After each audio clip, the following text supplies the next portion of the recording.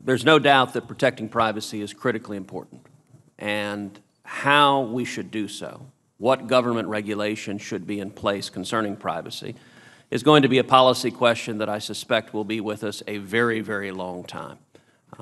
At the same time that we want to protect privacy, we also want to avoid a regulatory system that imposes unnecessary burdens and that threatens jobs. And I think there are lessons that we can draw based on the experience we've seen elsewhere. There's been considerable discussion here about the European Union's General Data Protection Regulation, GDPR.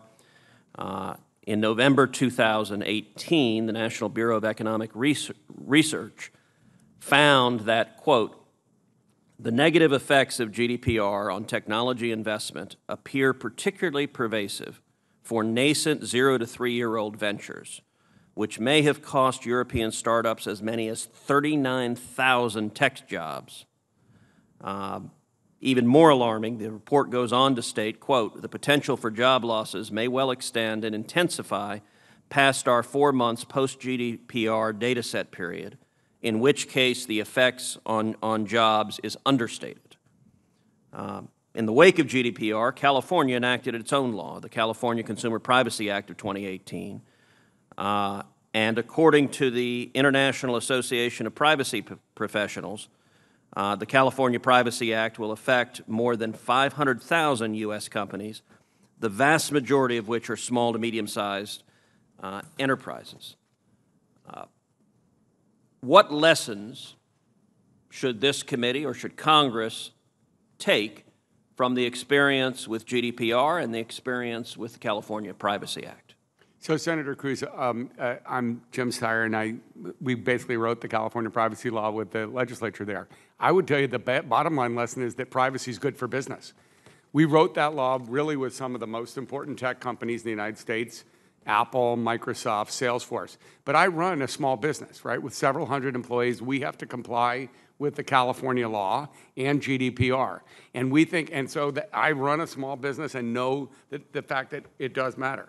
But in the long run, I think what you saw, because you had unanimous bipartisan support in California among all the Republican legislators as well as the Democratic legislators to support it. So I would just say well-crafted, strong privacy protections are in the best interest of business. And I think that the record speaks for itself in that regard. And you should feel confident that a smart Congress, just like a smart California legislature, will find the right balance on that. So let me focus for a second on the GDPR piece. Do the witnesses agree that the GDPR regulation is having or had a significant negative effect on jobs?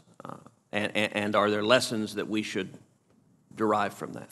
I think, Senator, one easy lesson that we can take and improve on as we look at how to legislate in the GDPR, the European Data Protection Board is issuing quickly, but frankly it's a year in, is issuing opinions on some of the core provisions of the GDPR. There's an opinion out now that's not yet final on what can be in a contract. And obviously that's a core thing. Lots of companies are doing their business based on contract, and we won't have final guidance, and it's a year out. So the more we can do to give clarity, here are the rules, and yeah, there's room for rulemaking in the areas that are complex and that haven't been figured out, but I should be able to comply the day the law passes.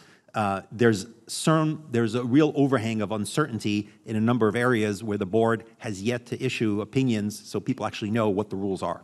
Yeah, and I don't think that it's necessary that a privacy law is going to hurt small businesses. I do think that a law should reflect the realities of small businesses. So, for example, penalties. You might want to have different penalties based on the size of a business or the amount of data they hold. And I do think that there are some rumors and myths around the extent to which GDPR harmed some businesses. I'll give you a good example that's been reported. You know, following GDPR, New York Times reportedly stopped doing targeted advertising in Europe and did contextual advertising. They didn't find that their advertising dollars went down. They went up. And so I do think that there are ways that businesses can respect privacy and make a profit, and we're starting to see businesses that are innovating around that, right? DuckDuckGo, who's trying to create an alternative to Google that respects privacy. So this is also an industry to, I think, promote privacy and create rights-respecting products. And Senator Cruz, I would tell you that we've been spending a fair amount of time talking about the incredible importance to your family, my family, and everybody in this room's family and ourselves about the protections. And living in the state where most of the big and small tech companies are based and working with them, I think they have now come to the conclusion that while there may be some modifications that need to be made, which is the normal legislative rulemaking process, in the long run, this is good for business and it's good for consumers. It's good for everybody. So I think I agree with Ms. Giuliani that I think some of the statements about job loss, et cetera, have been overstated, and that the value of a quality privacy regime for the Cruz family, the Steyer family, and everybody else is totally worth it.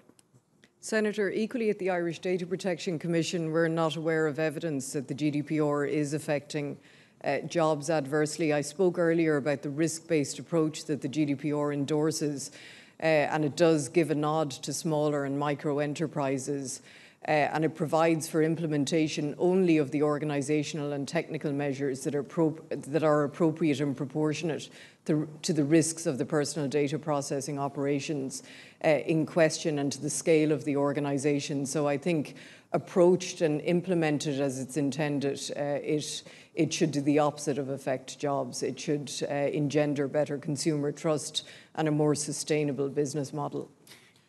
Well, I want to thank each of the witnesses for your testimony. This testimony has been helpful. The hearing record will remain open for 2 weeks. During that time, senators are asked to submit any questions for the record, and upon receipt, the witnesses are requested to submit their written answers to the committee as soon as possible, but no later than Wednesday, May 15th, 2019. With that, I thank each of the witnesses for testifying, and the hearing is adjourned.